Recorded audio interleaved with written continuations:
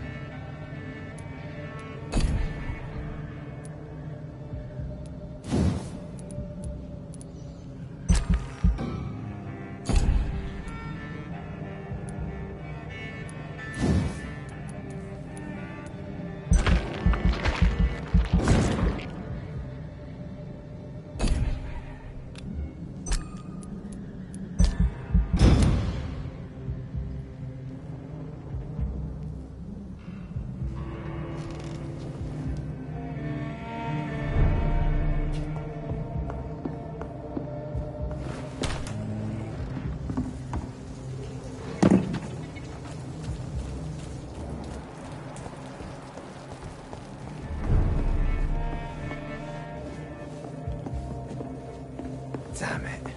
I think drink no longer stirs. Hello, sir. Are you all right? Is there any way I can help you? I don't know.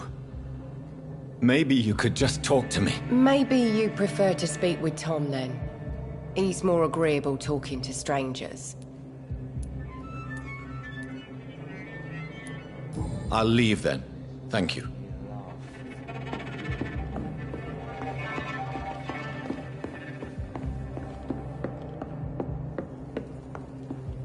This is no place for you. Prewen has several patrols roaming the area. They do not pursue me. But they're looking for vampires, and they're most efficient. They'll not relent until the killer has been identified. I have a common objective, but I require them. I think someone is eavesdropping. Are you certain? You might as well come in, whoever you are. Slowly, vampire! Who are you? I mean you no harm, saith the vampire. Present yourself! I need a word. With anyone.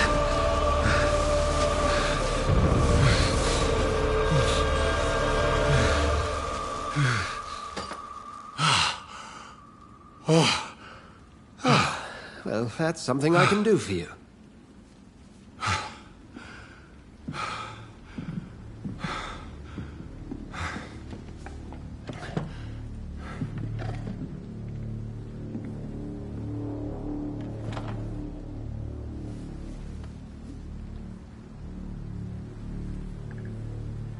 And who might you be?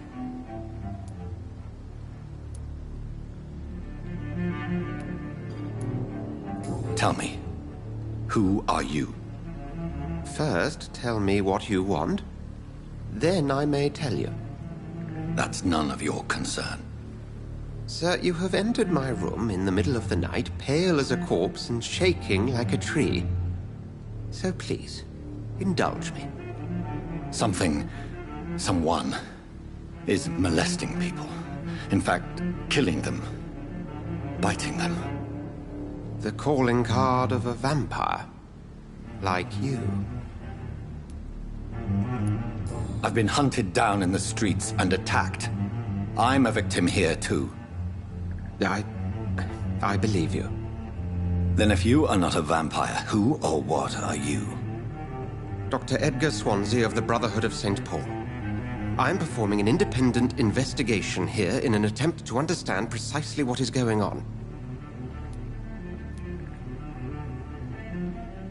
What have you uncovered concerning the murders? It started a few nights ago. Rumors of violent murders. The docks have always been, shall we say, somewhat unsavory. But this is different. How different? A vampire is at work here. Famished. Reckless. It must be brought to ground, and quickly. I heard another voice, that of a woman. Who were you talking to? Ridiculous. I've no idea what you're talking about. Something tells me not to trust you. Then the feeling is mutual. And what exactly is this Brotherhood? Sir, if the name is not familiar to you, then we shall discuss it another time. Then help me find the culprit. I may. If you'll first tell me why you opened this door. I followed a trail. The scent of blood from a recent victim. It led me here. You thought I was your aggressor. That explains a great deal. We're both chasing the same shadow. Perhaps. This is all new to me. I'm not even certain what I'm looking for. You should let me handle this affair. You've no idea what you're up against. No. I will find the monster.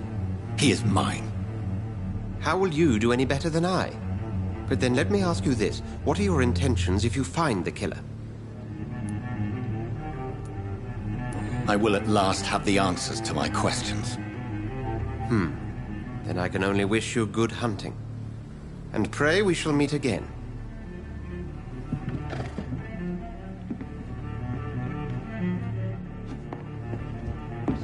If Swansea is not my attacker, it means somebody else came here tonight. Evening, sir.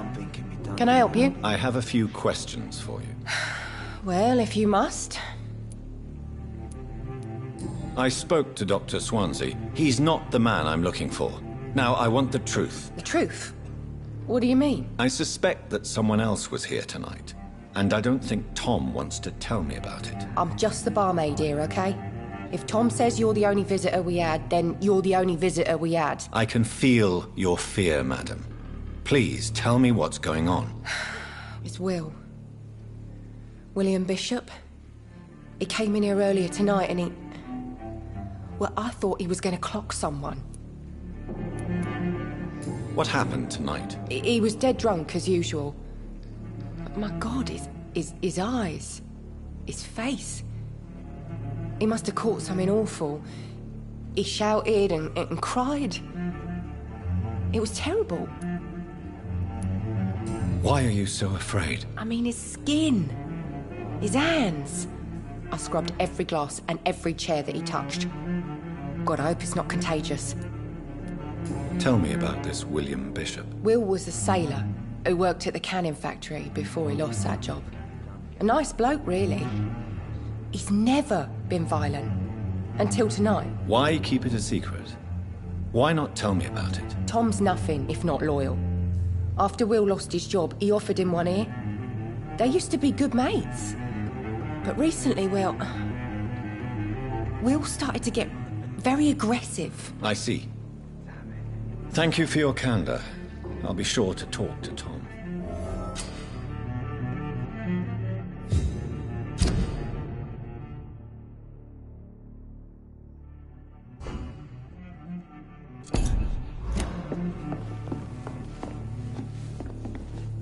Welcome back. Did you find what you were after? I can't say I have.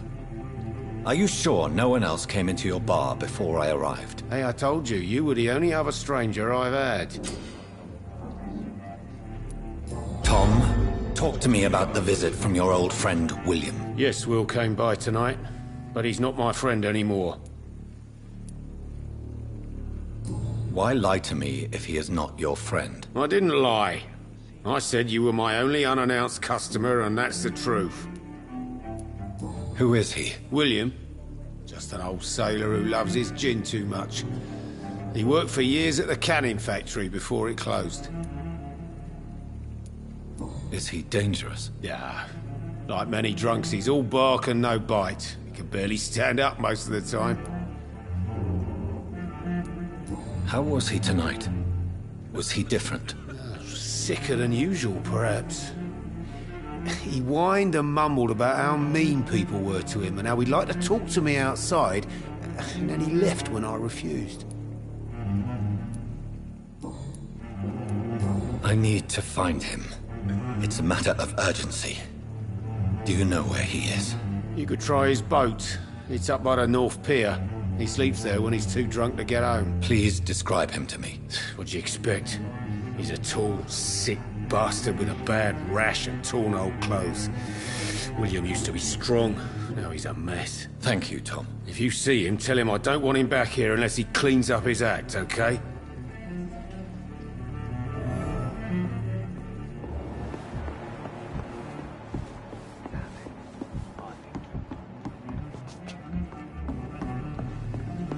I hope I live long enough to see them wet boot boys get what's coming to them.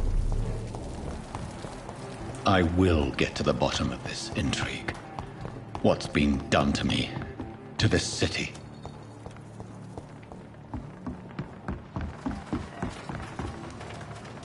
The body is still warm. This man has just been drained of blood. This man was armed. He tried to defend himself. What's this? Some sort of note. This corpse has been dried of its blood, just like the previous victim. Blood and empty gin bottles. This Bishop fellow is something of a heavy drinker. There are blood splats on the other side of the canal.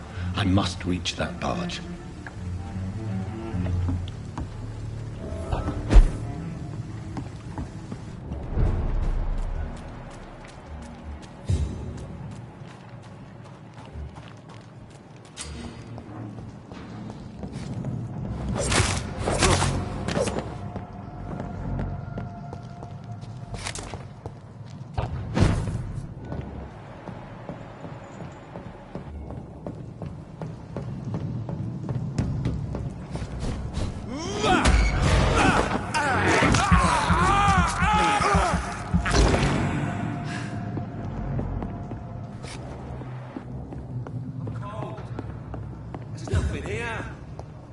Let's head back to a warm fire.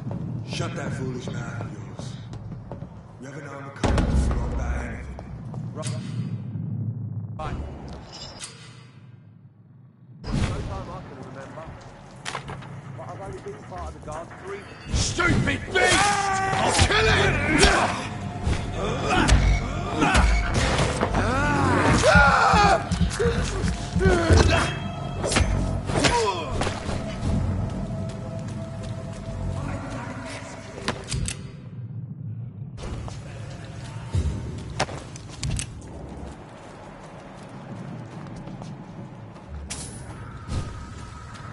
Leech spotted! Watch out! Easy, don't you, boys? We can deal with this.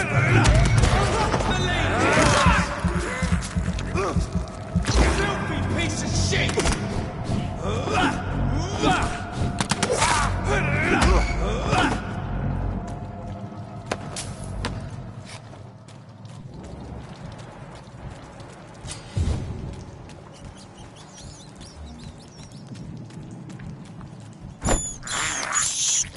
This is despicable.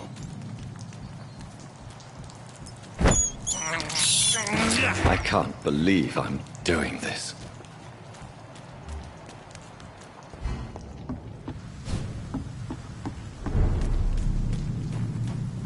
Fresh blood. The whole building reeks of it. The scent is so strong it makes me dizzy.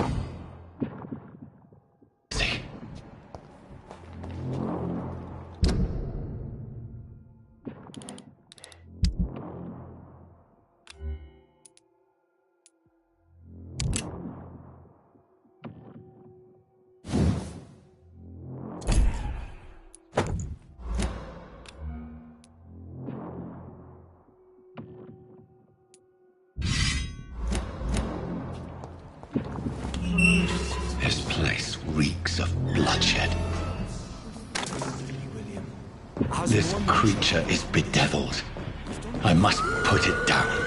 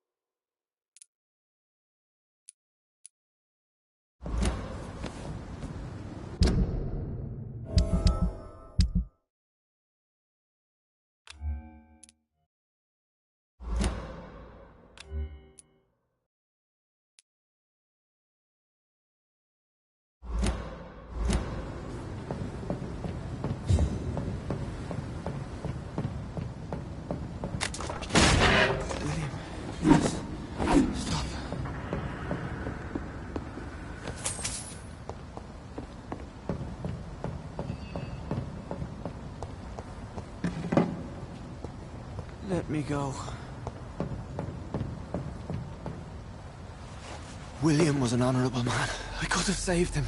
Mr. Hampton, are you in there? I knew him well, another lost soul, a kindred spirit. Sir, listen to the sound of my voice. I'm a doctor.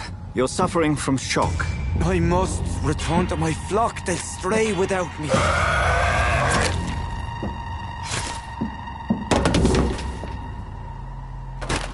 Remember, certain skulls are every bit as resistant as we are. Who are you? What do you mean by skull? You truly are a newborn. I should have realized. Wait. You are the woman from the bar. Are you... like me? Can you help me? I believe, sir, I already have.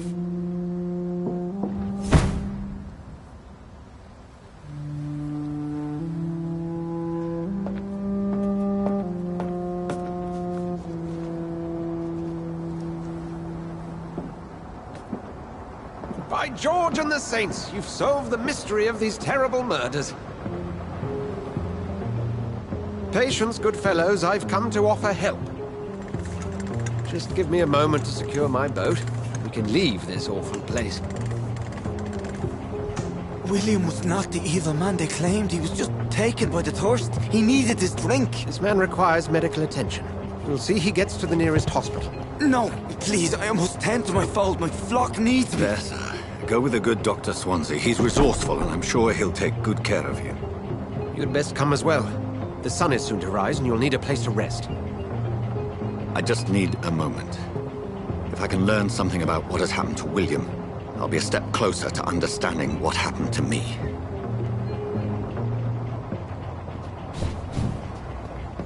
This poor creature can't be my maker. Could it be some subspecies of vampire? I must find a place to analyze the blood.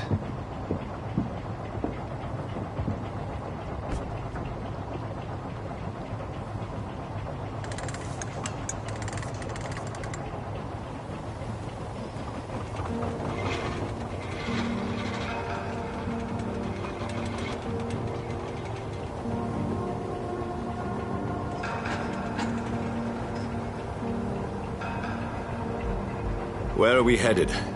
We're on our way to the Pembroke Hospital. It's just across the canal. They'll have a bed for poor Mr. Hampton. William was...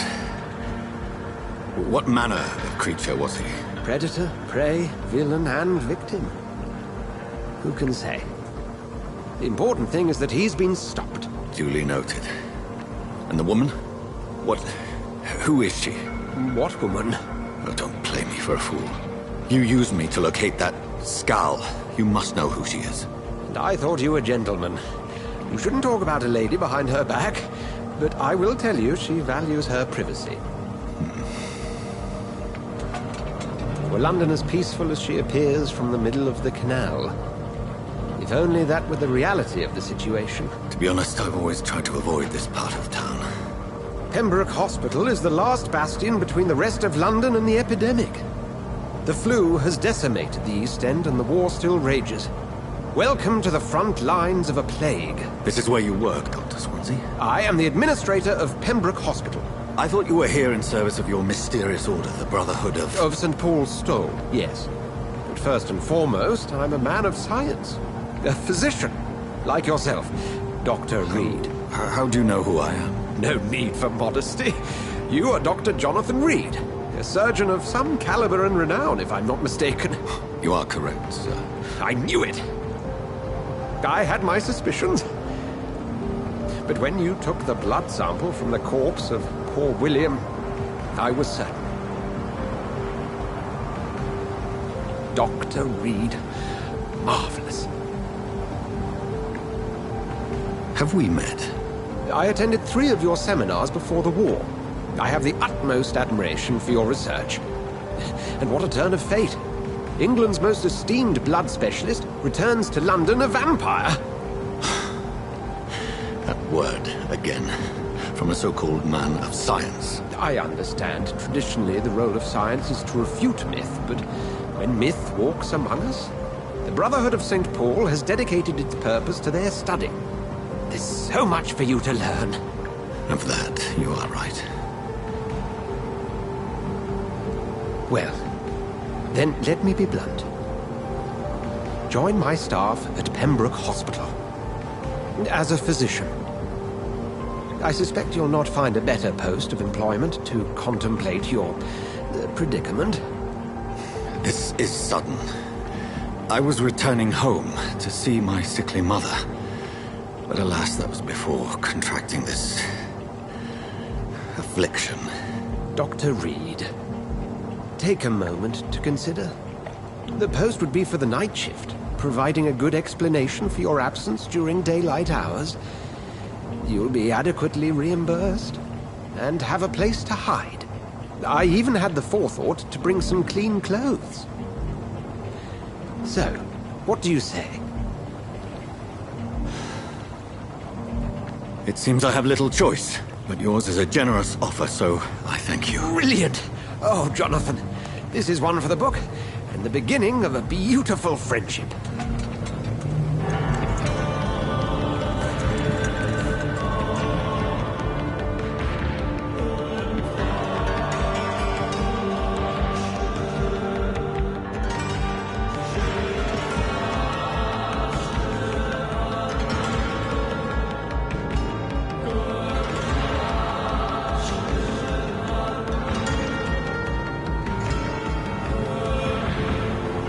Dr. Swansea, thank goodness. I was beginning to be concerned.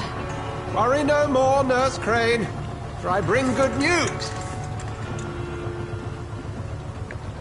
Oh, Doctor, what a night. We lost 2 more patients. Nurse Scow said she couldn't take it anymore and resigned. Yes, well, I'll make a new rota in the morning. In the meantime, find a good bed for Mr. Hampton. Be sure to pay attention to his needs. Of course, Doctor. Oh, and Dorothy? Yes, Doctor? Dr. Reed here has just returned from the front. He served King and Country and will be joining us here at Pembroke.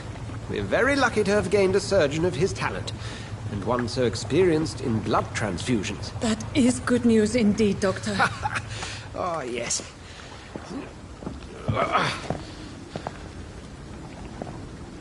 Here at Pembroke, it's not what we have, but what we haven't. It's only thanks to Nurse Crane and the staff that our ship doesn't sink. If you have any questions, just ask her. Duly noted. Thank you. Your assistance is required, Dr. Swansea, immediately. Welcome aboard, Jonathan. We'll catch up after my rounds. Coming, Nurse Crane. I'm coming.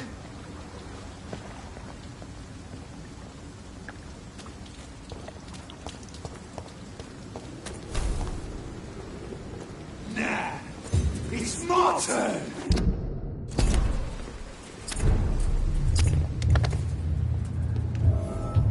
Rotten or crispy, each heart contains the seeds of life. Drink at this river, try it all.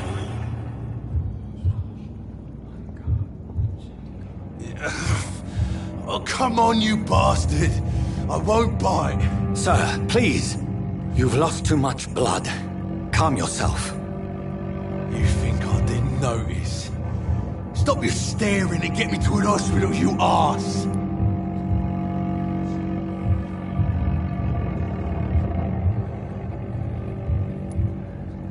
Insult me again and I'll put an end to your misery right now. Alright, sorry. I am in pain here. My guts are spilling out onto the street and you're yabbering on. Yes. That's a very nasty wound you've got there. Take my word, I am a doctor. Dr. Jonathan Reed. Name's Clay Cox. I'd appreciate you helping me to a better place, Doc. Follow me, Mr. Cox. Let me assist you to that better place.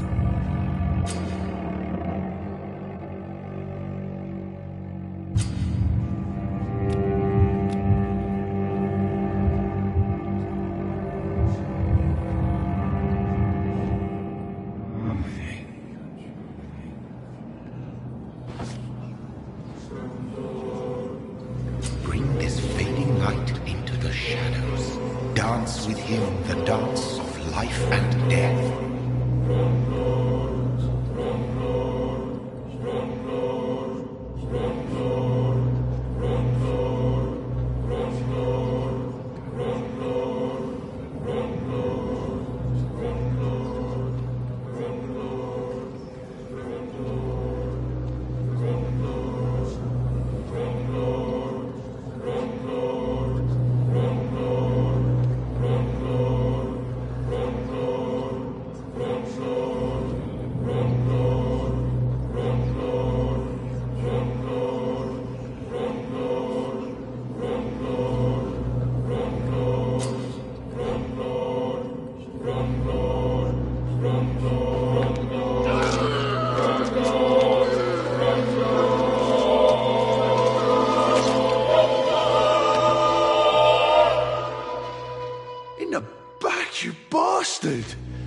Didn't have the guts to fuck me. Fuck you. I'll kill you. I'll kill you.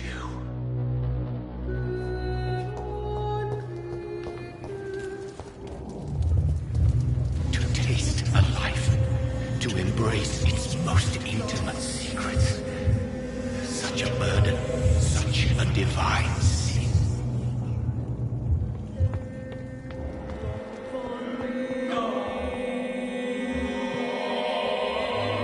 Good evening, nurse.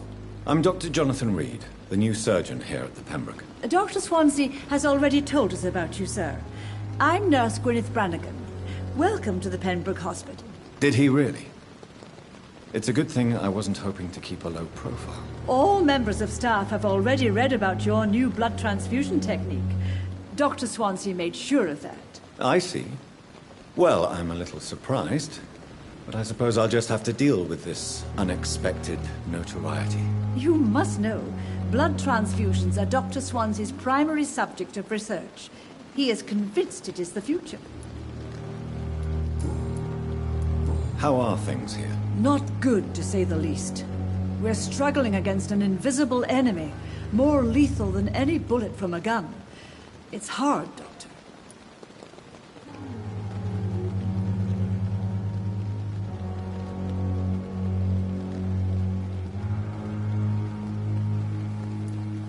An invisible enemy.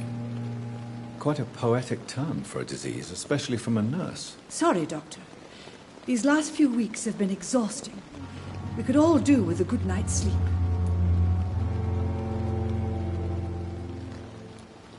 Do you think this hospital can survive the epidemic? We are all volunteers here, and we're trying to hold fast, but how do we beat an invisible killer?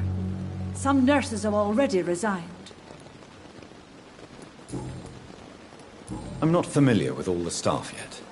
Perhaps you could help me. Brilliant professionals, most of them. Dr. Swansea has a gift for recruiting talent. Most of them?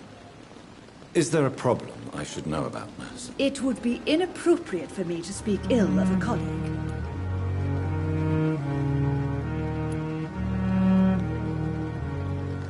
Is there anyone that stands out? Well, I have never met someone as dedicated as Dr. Tippins.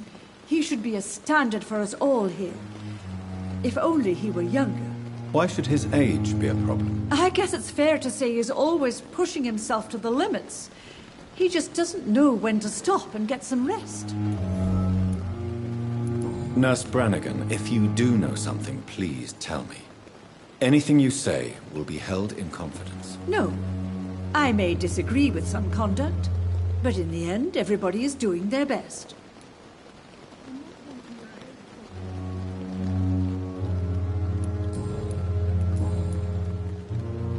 Goodbye, nurse. Call me if you need assistance.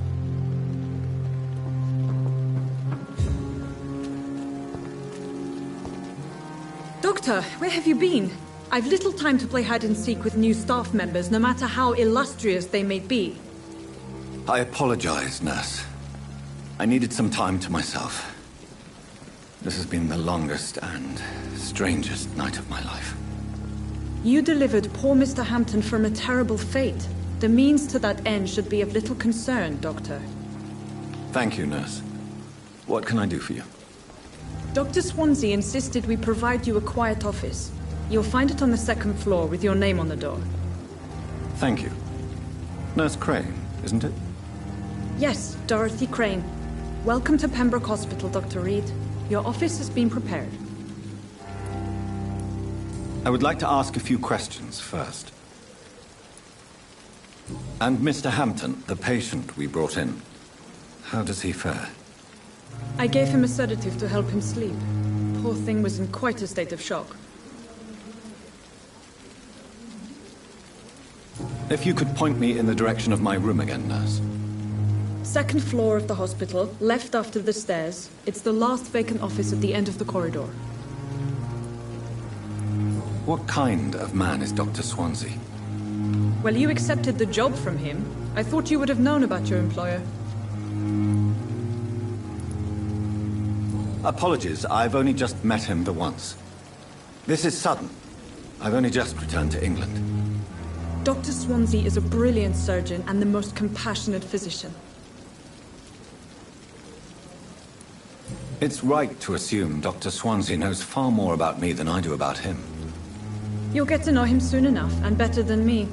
The administrator has better things to do than mix with us. Thank you, Nurse Crane.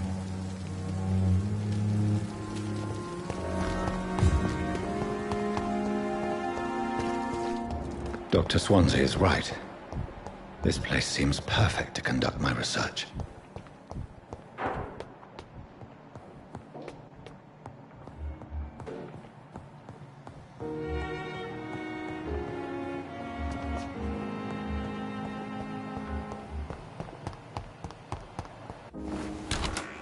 This must be the place. It's definitely away from prying eyes. Relegated to the shadows. A kingdom of my own. At least I won't be sleeping in a coffin.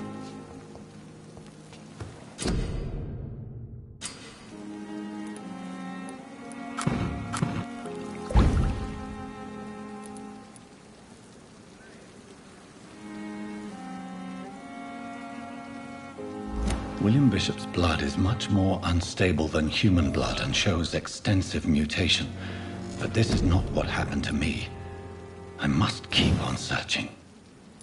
The sun is about to rise. I can feel it. I'll continue tomorrow night. I have so much time now.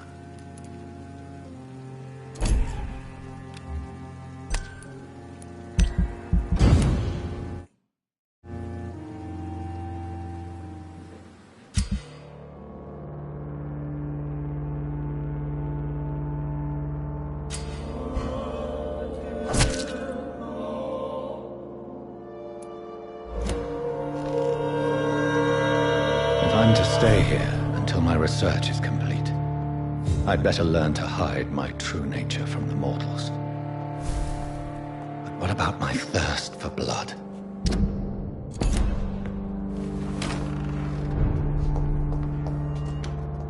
Yes, Nurse Crane? How can I help you? I'm so sorry. I know Dr. Swansea wanted you to rest, but we have somewhat of a crisis. A crisis, you say? Our supply of antiseptics is nearly depleted. I was hoping there was another box up here, but...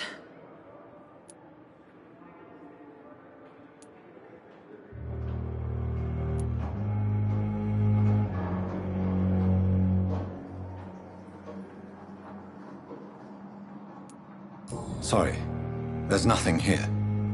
Some of the patients won't last the night without them. Honestly, sir, I'm beside myself. I may have a solution. In France, during the war, drugs shortage was a daily problem, and we had to use our wits to overcome the shortages. However do you mean? If combined correctly, certain household chemical products can be used in a pinch instead. Now, where's the hospital storeroom? The storeroom? Fat chance. This is the Pembroke, and space is luxury we don't have. Everything used to be stored in the old morgue. Perhaps I should look there first. Where is this morgue? It's the large building behind the hospital. You'll need to go in the back door because it's been sealed off for sanitary reasons. Take this key. It opens a small back entrance at the end of a narrow street. The abandoned morgue behind the hospital. A small door at the end of a narrow street. On my way then. Thank you, nurse.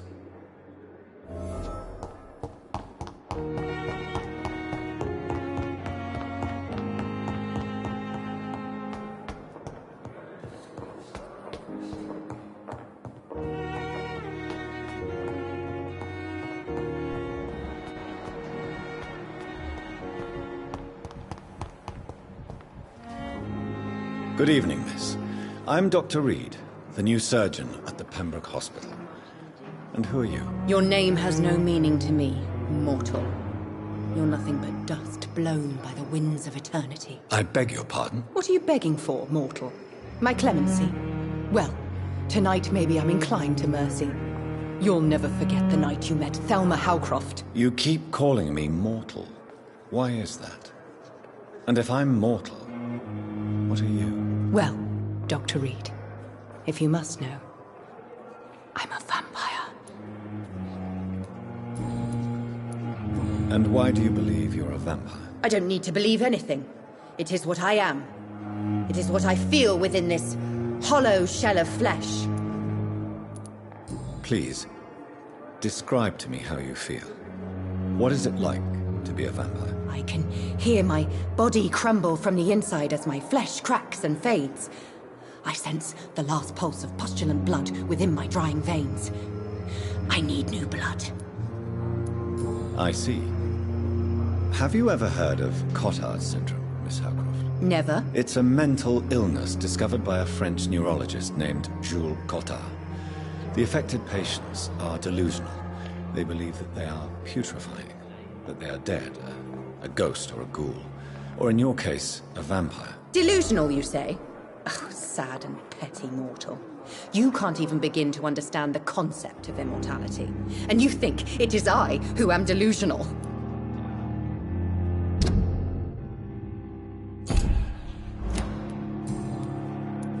I'm assuming you must be a patient here.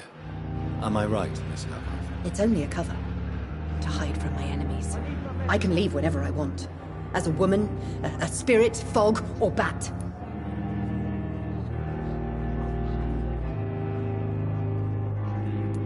Who are these enemies you mentioned?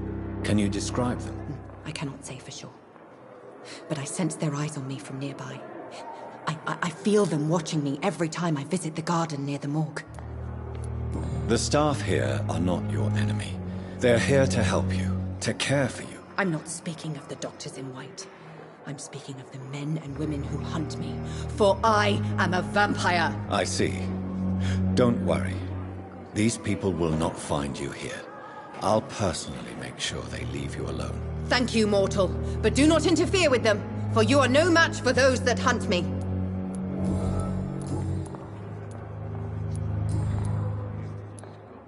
Who are you really, Miss Howcroft? I mean, apart from being a vampire. Is that not enough for you, puny mortal? What do you require? Proof of my powers? I'm curious to know who you were before becoming a vampire. No, it was such a long time ago, I don't remember. Centuries of unholy life can have strange effects on one's minds, you see? I'll leave you, Mistress of the Dark, to your nocturnal activities.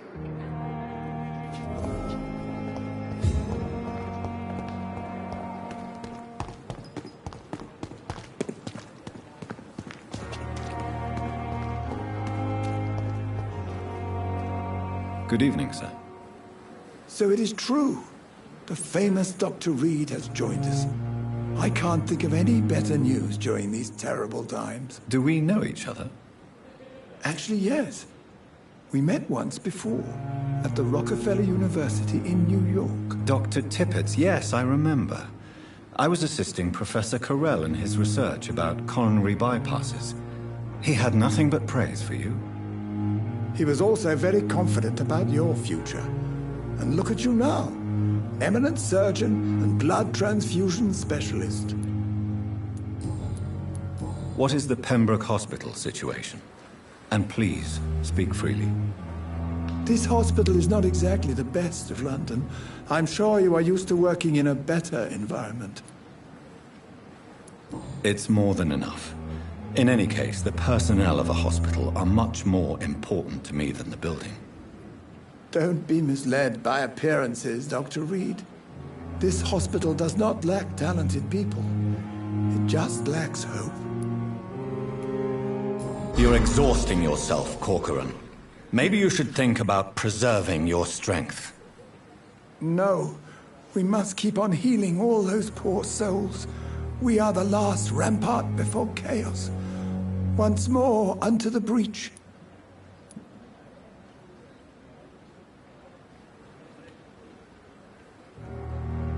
Nurse Brannigan is worried about you, Doctor. She should not have told you that. I will have a word with her. You don't have to blame her for her honesty. I'm not that kind of man, my dear Jonathan. Actually, Nurse Brannigan's opinion is the only one I may listen to.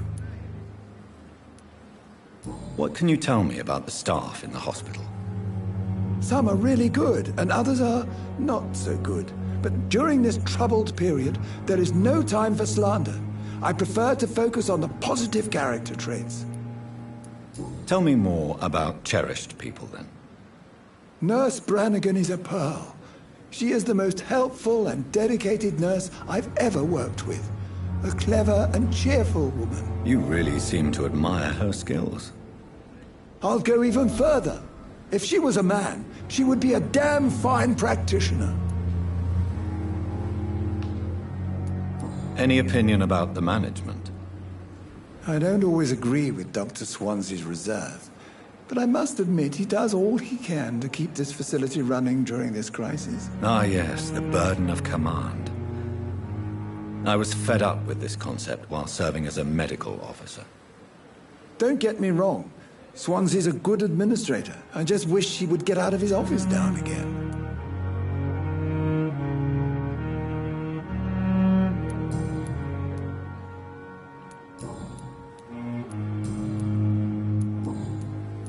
Goodbye, Dr. Tippett.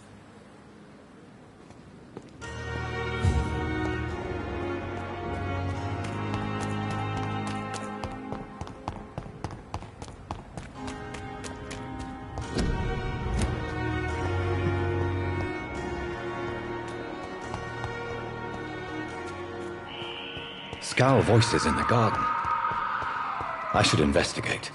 If they were to find somebody...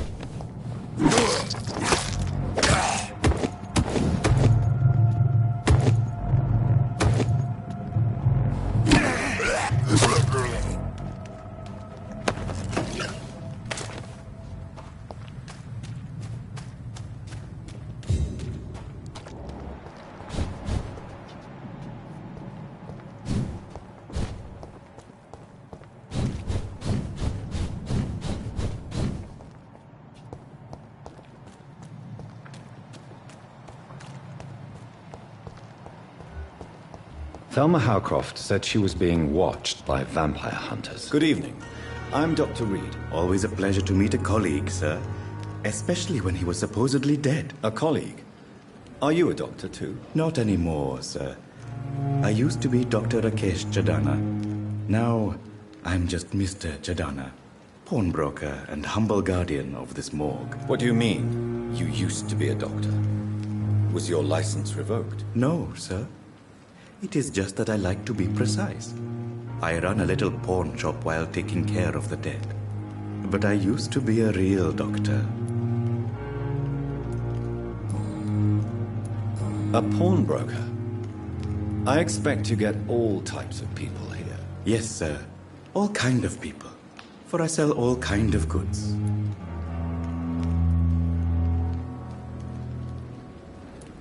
Who comes here to trade with you? It's very unhygienic, even unsafe. Diseases can spread. For the customers, for the hospital. I'm very cautious, sir.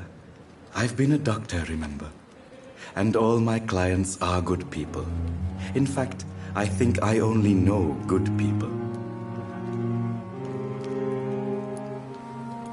What kind of goods? With the quarantine, it's not always easy to buy things. So I trade, I exchange. Some people sell, some others buy. I like to help.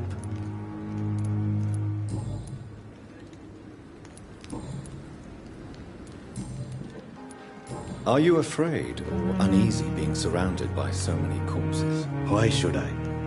These bodies are empty vessels. Flesh left to decay. Poof. No soul anymore. All gone.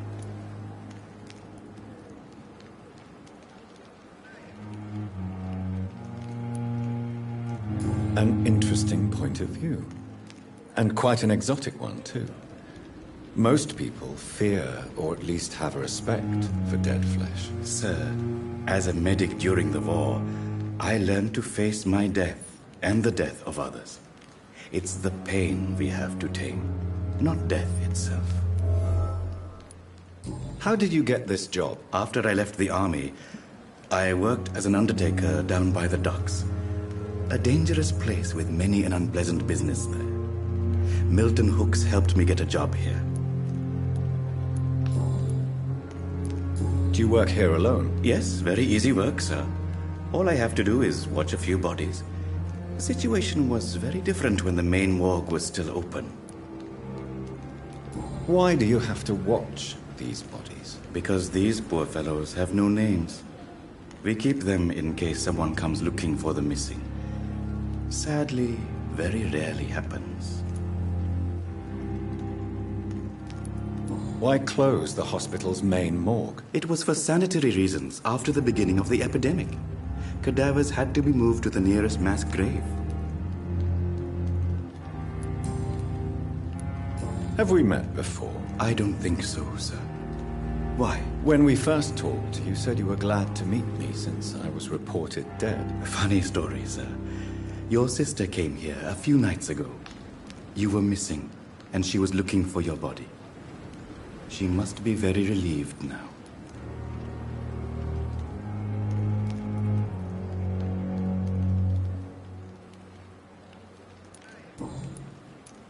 Please show me what you have to sell. Of course. It's just trinkets and curios, really. But I'm sure they can be useful.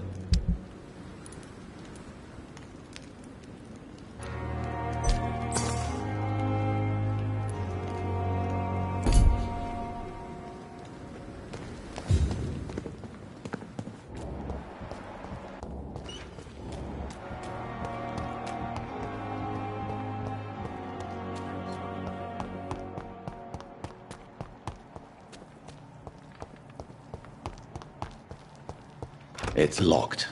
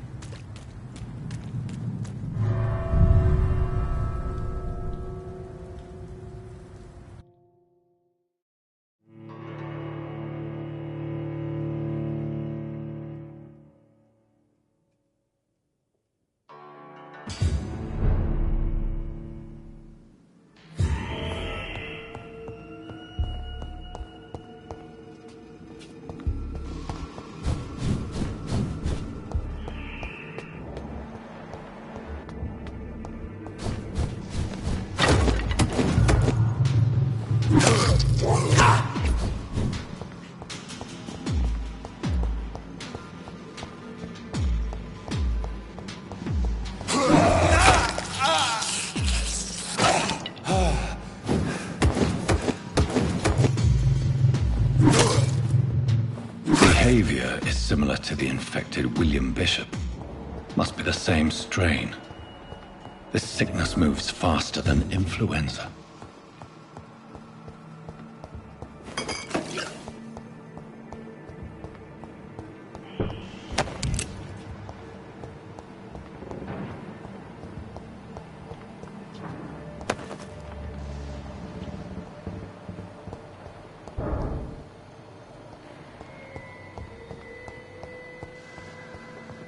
This key will surely grant me access to the basement.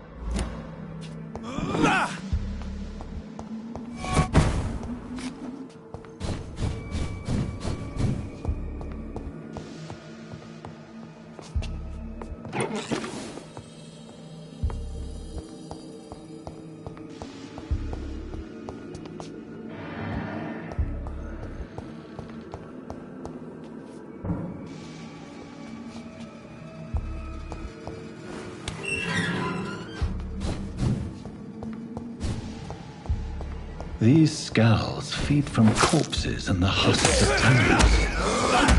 They're not after blood.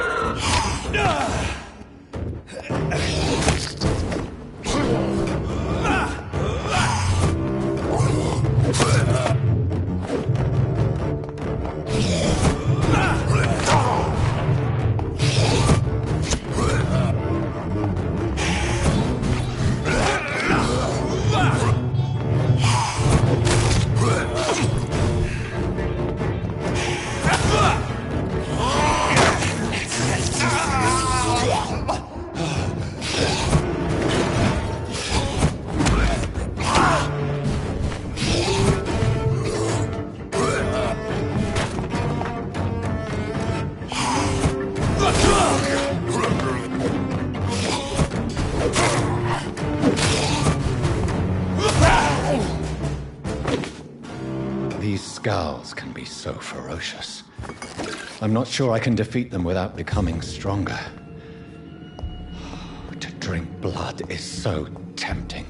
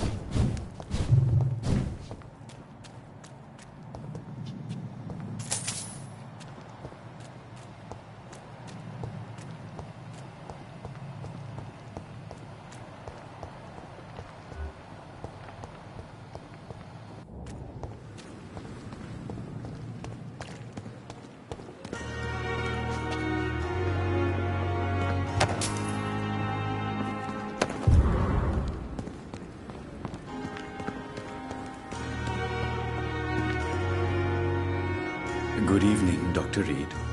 Such a pleasure to see you again.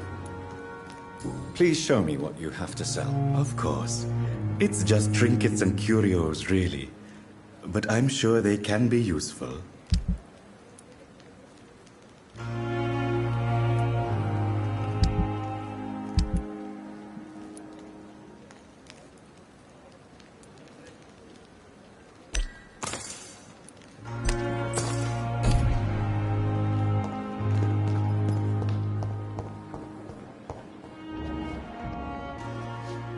Good evening, Doctor. I believe we're going to be working together. Dr. Reed. Dr. Swansea informed us of your arrival, but I could not dare to believe we'd have such good fortune. Such an honor, sir. Thank you. And you are? I am Thoreau Strickland, Dr. Thoreau Strickland. I'm a great admirer of your work, Dr. Reed. Please, could you tell me something about yourself? I'm a great admirer of your work concerning blood transfusion, Dr. Reed. I run my own experiments. I'm convinced it's the future. What made you choose to be a doctor? I'm not ashamed to admit you and your work have inspired me. I am honored to have the opportunity to work by your side. It's always a pleasure to share scientific and medical knowledge with someone eager to learn. I'll be glad to help you if I can. This epidemic may be the century's most terrible disaster, but I'm convinced that we, as doctors, are the only ones able to defeat it. I based my technique on my mentor's research. He helped me perfect my method. What is yours? I'd rather not talk about it. For now, it's just theories at first approach. My process is purely experimental and unsuccessful. As long as you're cautious and methodical, you may remain empty-handed, but you won't fail. You're not the first one to warn me, but I am convinced knowledge is the main weapon against the ravages of this epidemic. What can you tell me about the Pembroke? Well, it has always been an honor to work with Dr. Swansea. But with your arrival, I can't think of a better opportunity to learn about blood transfusion. You seem quite optimistic. It's a rare and precious attitude in these difficult times. I'm convinced that this epidemic is a test of endurance and dedication for us men of science. Questions remain about our capacity to resolve the situation. True. Last summer, during the first wave of the epidemic, I used to joke with Milton about the extra work. We're not smiling now. Do you need help with anything in particular? Well, yes, maybe. I'm waiting for a batch of products I ordered for my personal research, yet my supplier seems to have vanished. Do you want me to play the errand boy for you? Oh no, Dr. Reed. But if you went personally to his shop, what with your reputation and all, he wouldn't dare to refuse the products I need. I see. Well, give me the address, for I may pass by if I have time.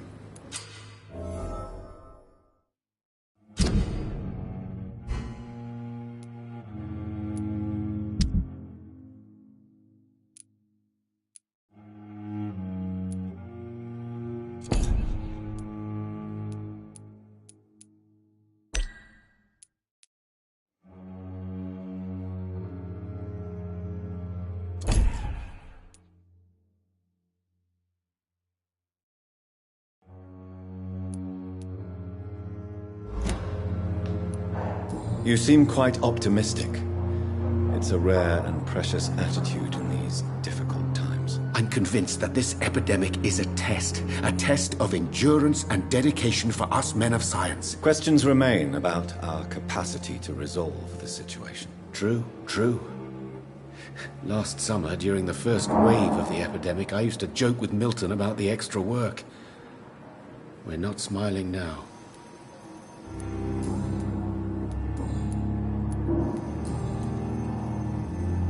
Tell me more about your willingness to experiment with new medical techniques. Harvey Fiddick is a patient suffering from a severe injury that could cripple him if not treated correctly. I'm convinced your blood transfusion technique could help him. What is it you really want? To save him? Or to prove your point? Fair question. I want nothing but to save my patient, Dr. Reed. Especially since I know Mr. Fiddick's story. This personal involvement could also appear to be a lack of impartiality. You must know that a good surgeon must remain neutral. I agree. But that does not excuse Dr. Ackroyd's behavior. A man who did not even take time to converse with his patient. Do you think keeping his distance was a mistake? All I know is that I'm taking care of human beings with desires, hopes, and fears. Not some biological machine comprised of blood, bones, and flesh. Tell me Mr. Fiddick's story. Our first diagnosis was compromised because Mr. Fiddick lied to us about the real origin of his injury. He first claimed it was an accident. But why would he hide such crucial information from us? Because he is a proud father, ashamed of putting his children at risk because of his own negligence. Goodbye, Dr. Strickland.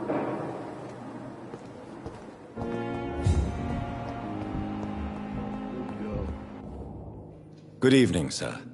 I'm Dr. Reed. May I help you? I don't know if a third opinion is needed. Your colleagues are already arguing about my condition. I see. Would you mind telling me more about your situation? I'm Harvey Fiddick. All I want is to get me bloody arm fixed properly. Tell me about yourself, Mr. Fiddick. I'm just a regular guy waiting to get his arm fixed, so I can return to work and to my family. I was more curious about what you were doing before being hospitalized. I'm a carpenter, and a good one too.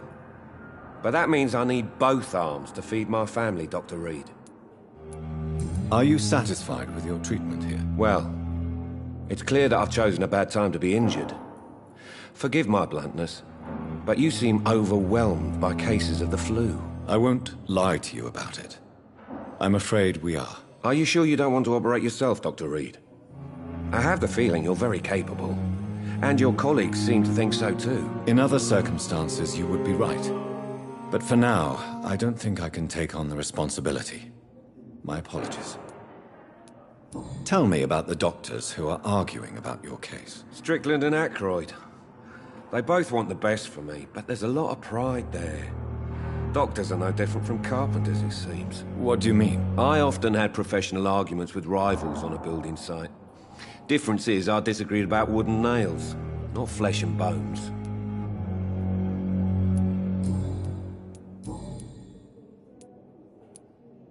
Tell me about your injury, Harvey.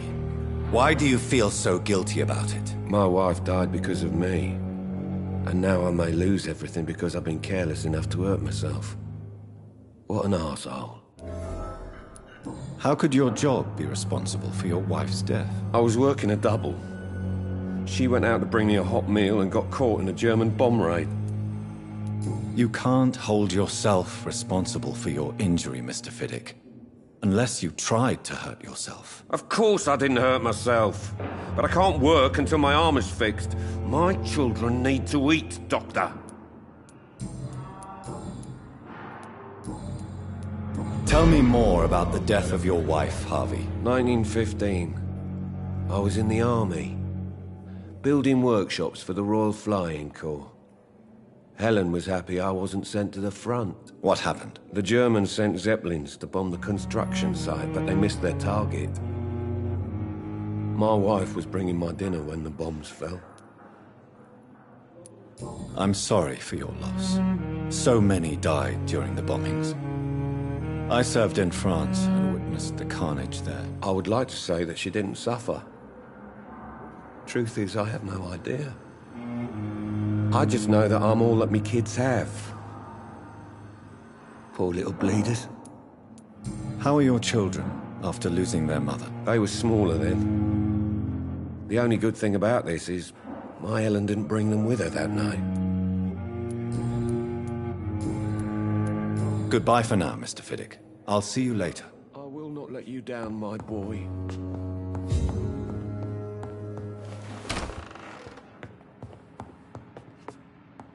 Good evening, madam. Can I help you? It's my son who needs you, sir. I'm Dr. Jonathan Reed. How can I help your son? I'm Beatrice Goswick, mother of Mortimer Goswick. Could you check on him, please, Dr. Reed? I've heard much of your talents as a physician.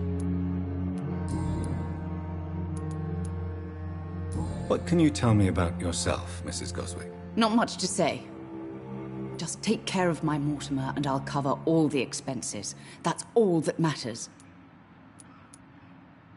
Good evening, sir. Are you really that rich? Most of the patients here are of a more humble origin, if I may say so. Yes, thanks to my husband. May he rest in peace.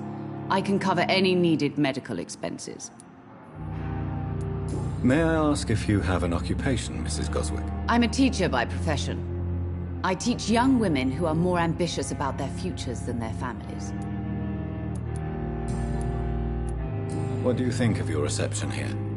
Any complaints? I have had the uttermost reservations about this hospital since we arrived. But we had no other choice, considering the state of emergency. Is there something in particular that's bothering you? Some of the staff were not especially welcoming. I suspect they're not accustomed to dealing with patients of such social standing. Tell me more about your arrival at the Pembroke Hospital. What gave you such a bad first impression? The ambulance driver was quite rude, for a start.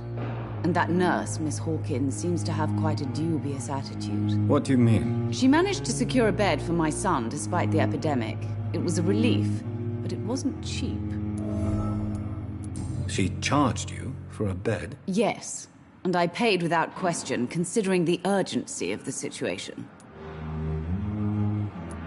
I share your concern, Mrs. Goswick. Be sure that I'll talk to the people involved. I don't expect compensation, Dr. Reed. But I'm aware such behavior would not be tolerated in other hospitals. Good evening,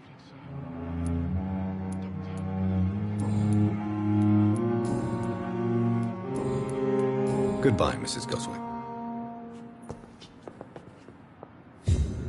Good evening. I'm Dr. Reed.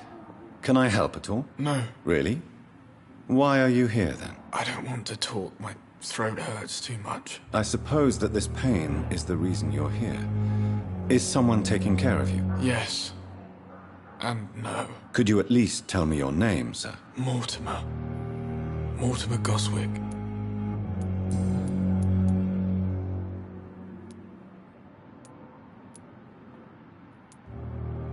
How painful is your throat, Mr. Goswick? So painful I'd rather not talk at all, Doctor. I'm sure you realize a doctor and his patient have to communicate, sir.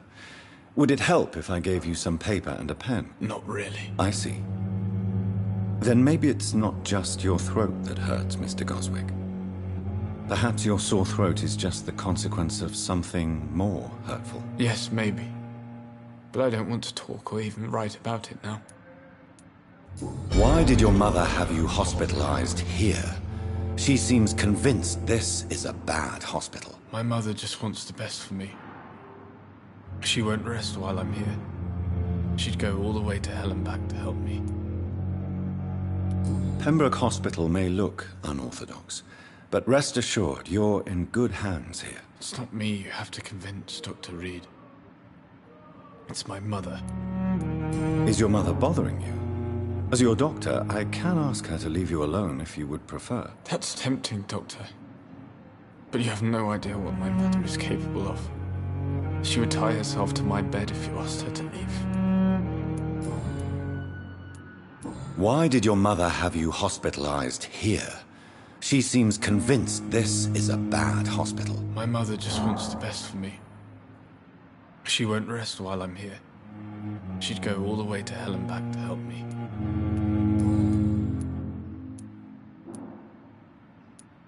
How painful is your throat, Mr. Goswick? So painful I'd rather not talk at all, Doctor. I'll let you get some rest, then. Good evening, sir. Doctor. Come now, we can handle this.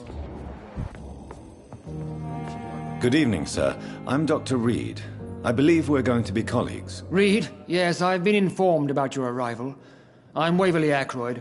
Welcome aboard, I suppose. Does my arrival inconvenience you in some way, Dr. Ackroyd? Let us just say that I don't particularly share Dr. Swans's enthusiasm for hiring you. What we need here are reliable professionals, not overrated dabblers.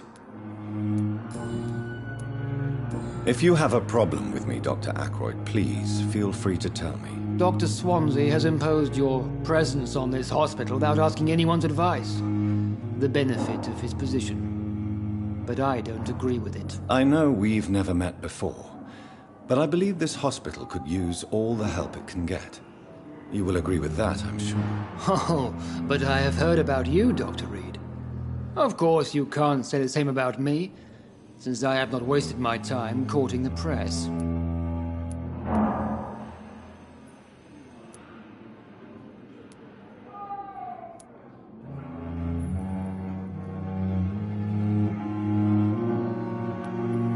There is no need for such animosity between us.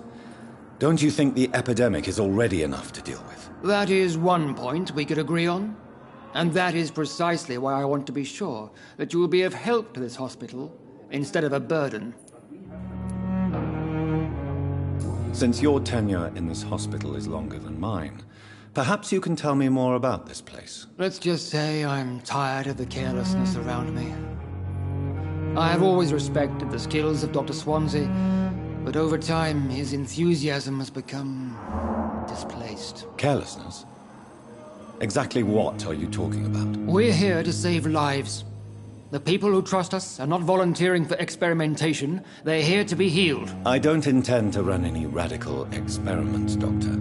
Even if I, as any good practitioner should, express an interest in pushing the boundaries of medical research. Modern medical methods were created through audacity and ego. But there are rules in our line of work, and they're here to protect our patients. Tell me, Waverly, what do you think of Dr. Strickland's enthusiasm for his experimental research? Strickland is playing with his patients' lives for pride and glory. Now that, sir, is unethical. Are you thinking about something in particular? Harvey Fiddick needs delicate surgery. I believe we should stick to the usual procedure, but my young colleague obviously disagrees.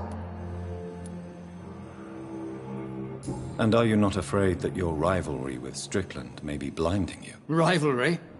I guess you could call it that. But I will never be childish enough to let my personal feelings affect my judgment.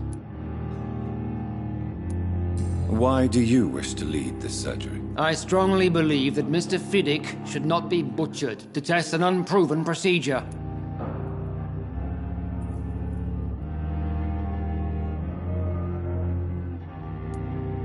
I really hope you're right about this, Dr. Ackroyd. I'm trusting your judgment on this. I'm not the kind of man who runs away from his responsibilities, Dr. Reed. There is no need for you to be looking over my shoulder.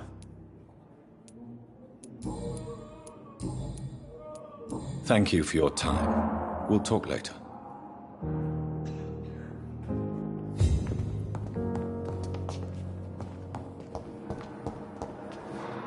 Good evening, Dr. Strickland. And good evening to you, Dr. Reed.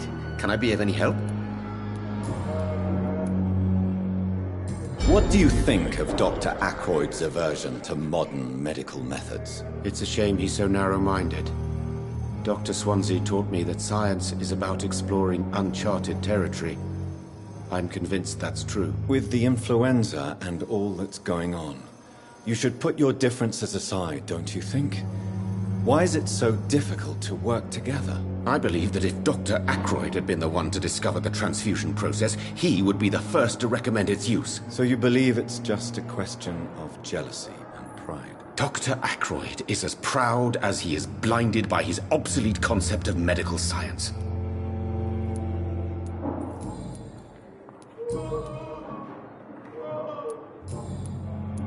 Goodbye, Dr. Strickland. Good evening, Dr. Strickland. And good evening to you, Dr. Reed. Can I be of any help?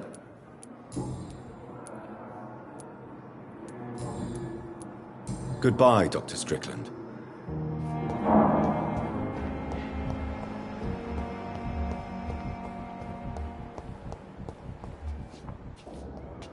Good evening, sir. Can I help you? Unless you're here to fix my face. No. I don't think you can help me. I'm Dr. Reed. I've recently taken the position of head surgeon here. War injuries, am I right? You guessed right, Doctor. German shell took my pretty little mug right off.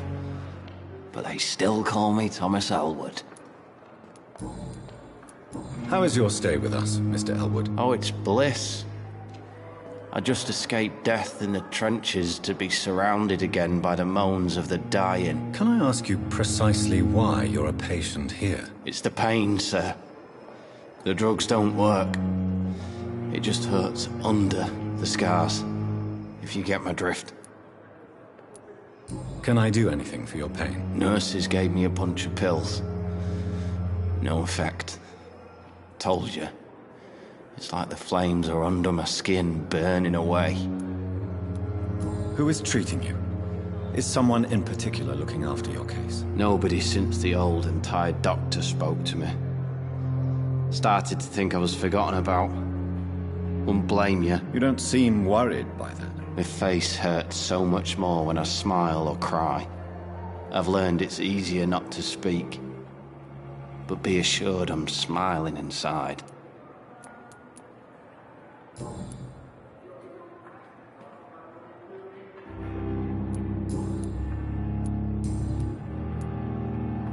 How close are you to Miss Hallcroft? Are you aware that she thinks she is a vampire? To wait for her next nibble is the best reason to stay here. Every time she approaches my bed, she treats me like something tasty. A normal person. Aren't you afraid? She may hurt you if the game goes too far. She's quite harmless, I can assure you. Her head's broken inside is all. While I'm busted on the outside. But she's still beautiful. Living proof that there's hope for me. So do you let her bite you? You know that's not sanitary. And why not? She's only supping a few drops of my blood. And the pain, it's real for once. She could decide to bite less willing patients. Then it's another good reason for me to stay here, Doctor. You do realize she's mentally disturbed. It's called the Cotard syndrome. She truly believes she's a vampire. In her madness, she never refers to my scars. And frankly, if I could, I'd join her world. It seems much more fun than the real one.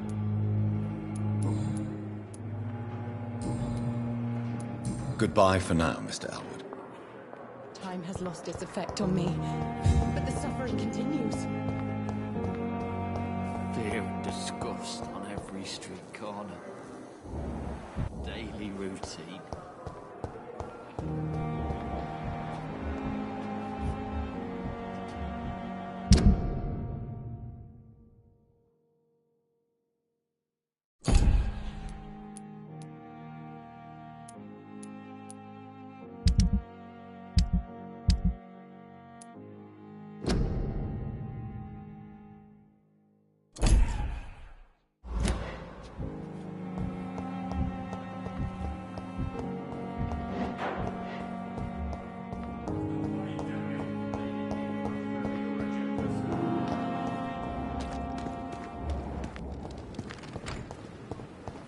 I'm sorry you ended up on my plain and cold medical bench, sir. It's locked, all right. I'm very angry about this unfair situation. I managed to arrange to have you buried in the same mass grave as your wife. I hope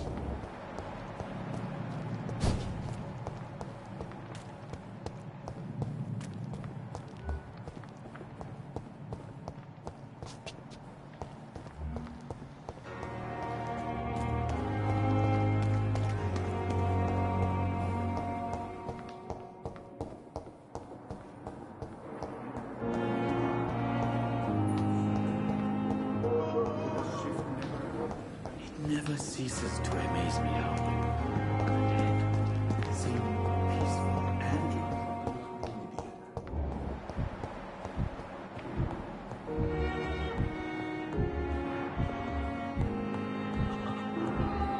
So many deaths. And still more coming. How can we be sure when Good evening, Dr. Strickland. And good evening to you, Dr. Reed. Can I be of any help? Goodbye, Dr. Strickland. But in the circumstances, I'm willing to give you the benefit of the doubt.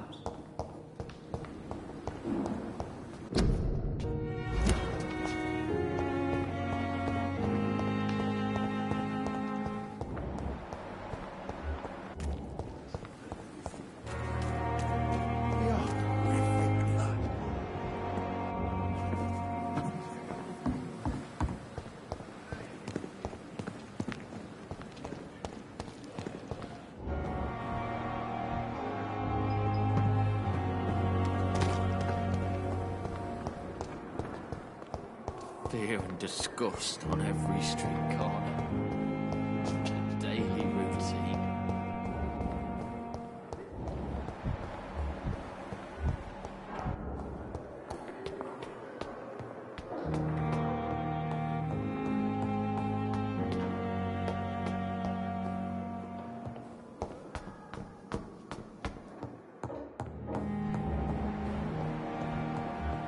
It's locked.